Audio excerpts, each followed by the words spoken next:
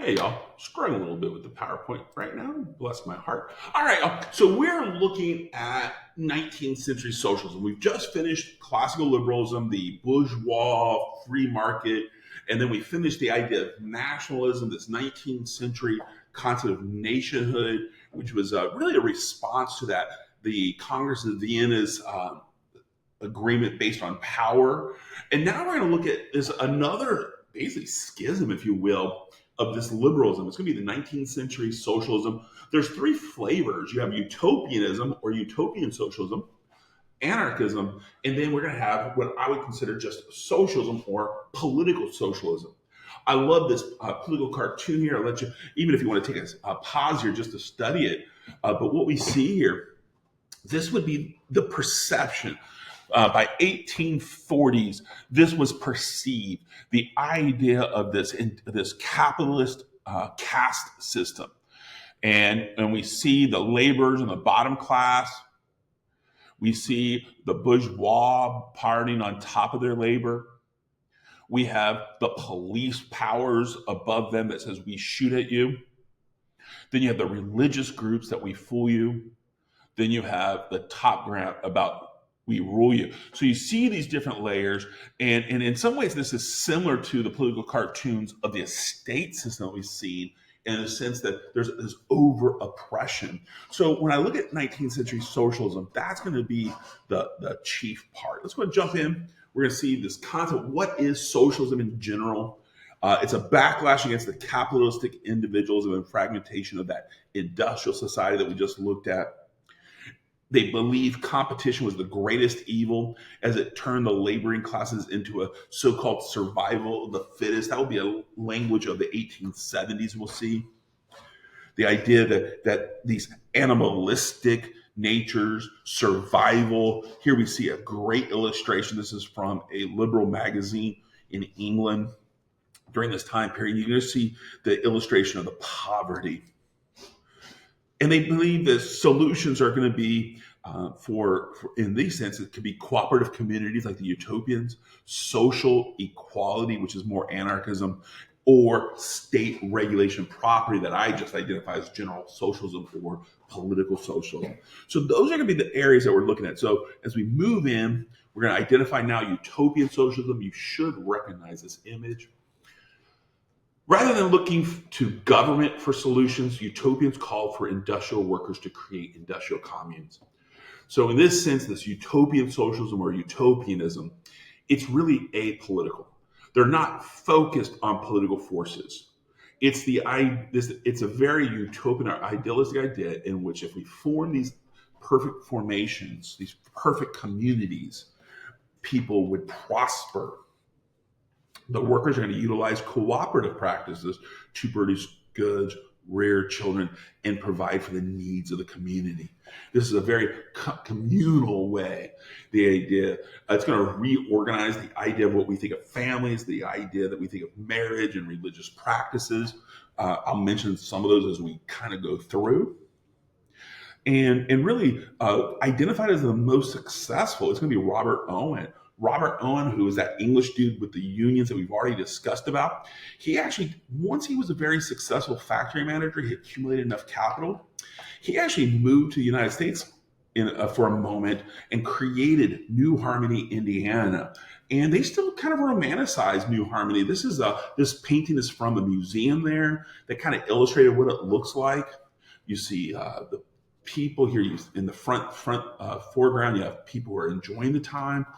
Unfortunately, New Harmony is only going to survive 2 or 3 years. It wasn't ever as successful. Robert Owen never really was able to successfully convince the people that they had a class consciousness.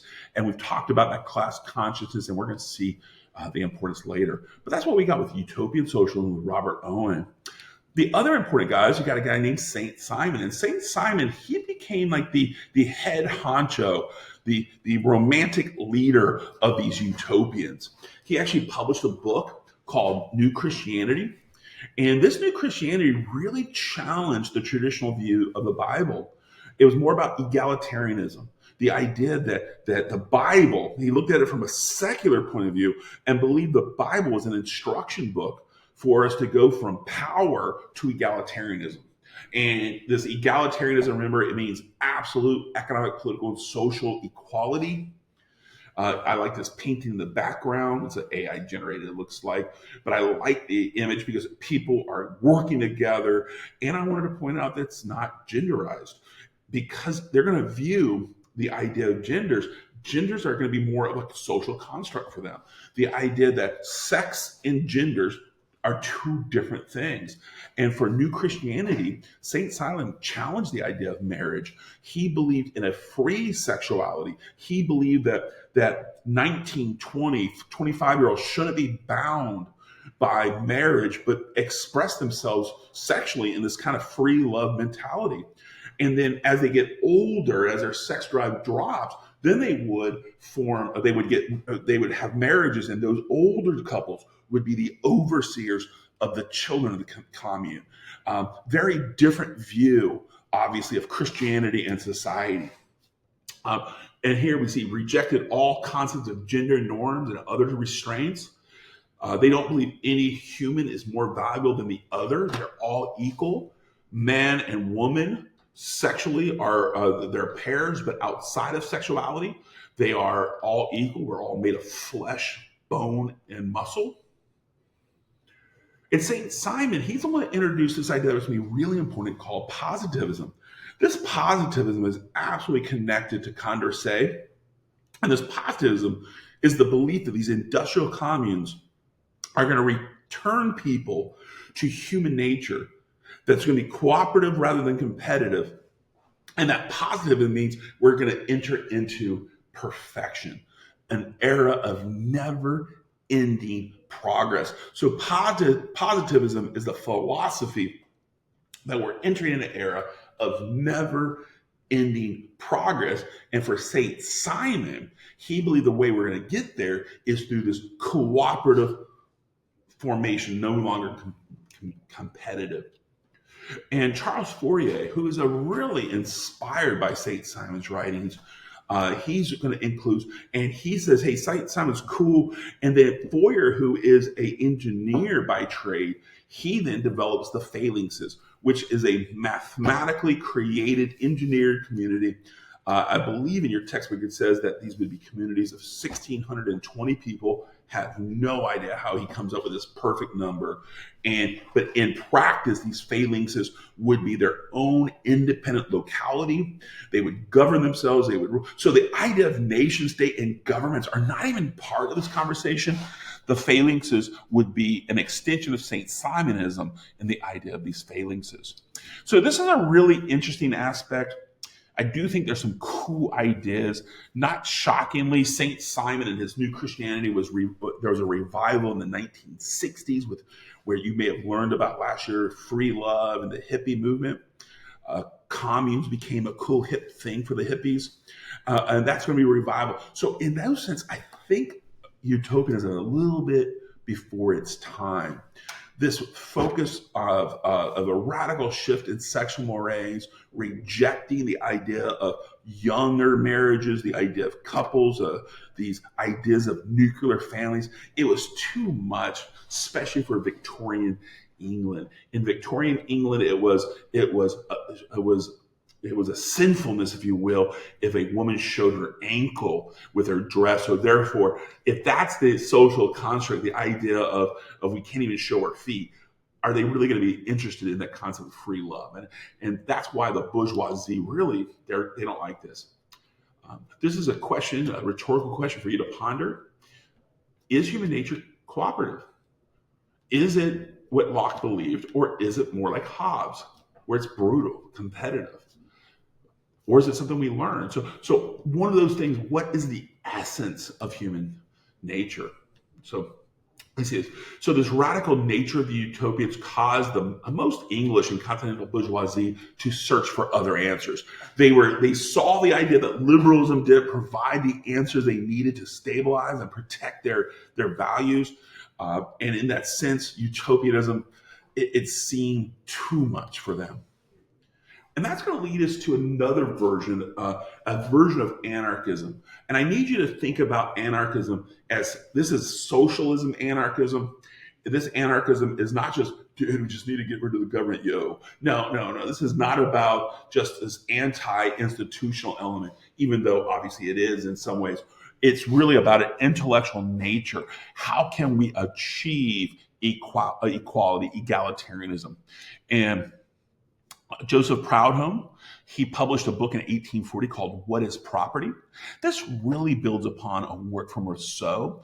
Rousseau, earlier, a book we never talked about, it was called The Origins of the Inequality of Mankind. It was a really powerful idea, but he introduced the idea that the first lie was private property, and that all of our social constructs are based on this corruption. Well, Proudhon said, he believed that Rousseau didn't go far enough. It's not just a lie. He argued property was theft. He believed property was theft. And once you begin to see this element, this concept of it challenges the very nature of the concept of private property that was established with the enclosure movements of the 18th century. Remember, the enclosure movements really got rid of the concept of common land and forced the peasants to away from their traditional way of life. And Proudhon would say, this is theft. This was community property. And in that sense, it was this new political system was based on power and not equality.